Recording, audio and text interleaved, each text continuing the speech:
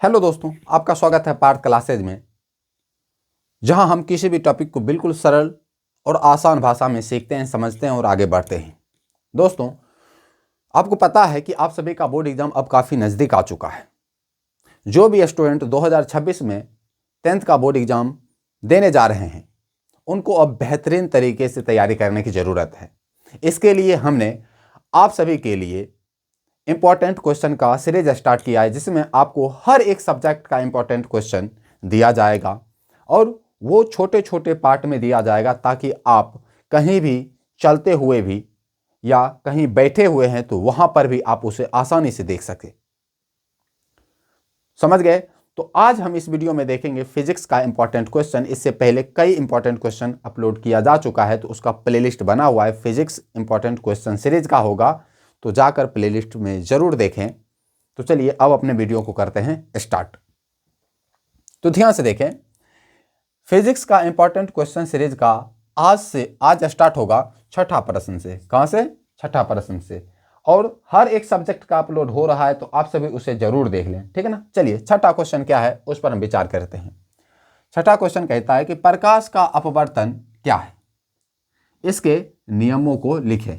यानी कि प्रकाश का अपवर्तन क्या है, और साथ ही साथ बोल रहा है कि इसके नियमों को भी लिखने के लिए, ठीक ना। तो लिखेंगे क्या आंसर में कि जब प्रकाश की किरणें एक माध्यम से दूसरे माध्यम यानी कि दूसरे पारदर्शी माध्यम में प्रवेश करती है, तो वह अपने मूल पथ से थोड़ा विचलित हो जाती है। थोड़ा क्या हो जाती है? विचलित हो जाती है। प्रकाश के इसी घटना को प्रकाश का अपवर्तन कहते हैं। यानी कि जब प्रकाश एक माध्यम से दूसरे माध्यम में प्रवेश करती है, तो वह अपने मूल पथ से क्या हो जाता है? विचलित हो जाता है। और जो विचलित हो जाता है, इसी घटना को बोला जाता है प्रकाश का अपवर्तन, ठीक है ना। प्रकाश के अपवर्तन के दो नियम होते हैं। प्रकाश के अपवर्तन के दो नियम होते हैं, जो निम्नलिखित है। पहला नियम क्या कहता है उसको देखिए।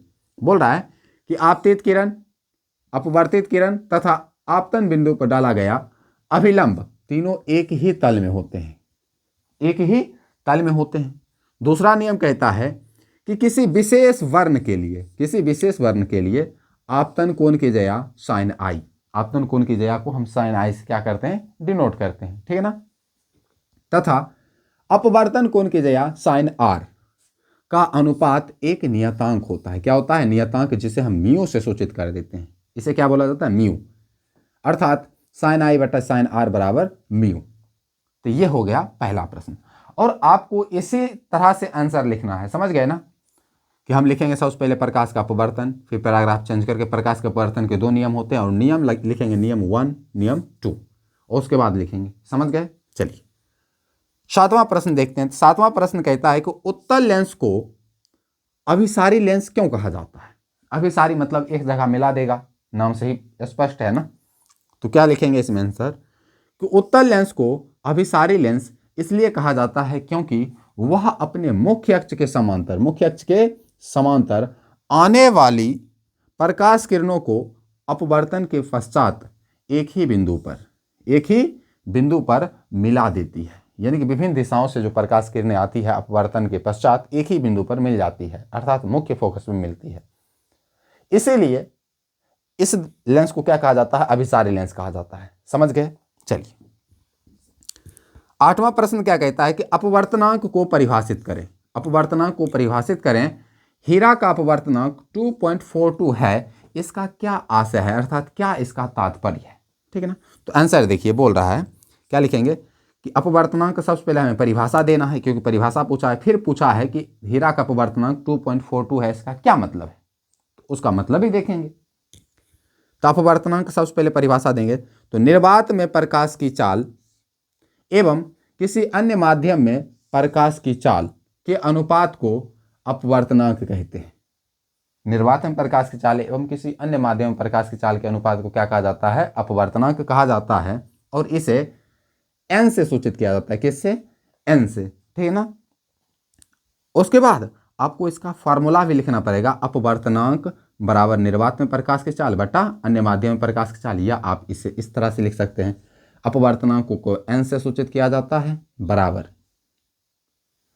यहां पर लिखेंगे सी ऑफ लाइट, सॉरी वैक्यूम, या सी से ही डिनोट कर सकते हैं। निर्वात में प्रकाश की चाल को सी से डिनोट किया जाता है, और बटा सी एम, यानी कि speed of light in medium.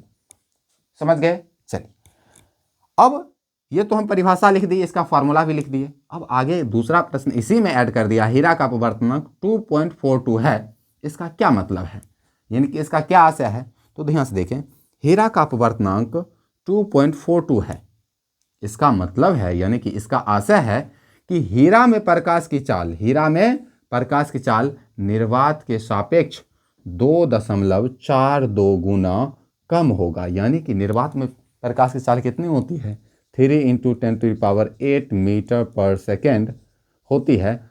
तो निर्वात में, सॉरी ये तो निर्वात का है, पर ये हीरा में कितना होगा, तो 1/2.42 इंटू 3 × 10⁸ मीटर पर सेकेंड, यह है हीरा में प्रकाश की चाल होगा।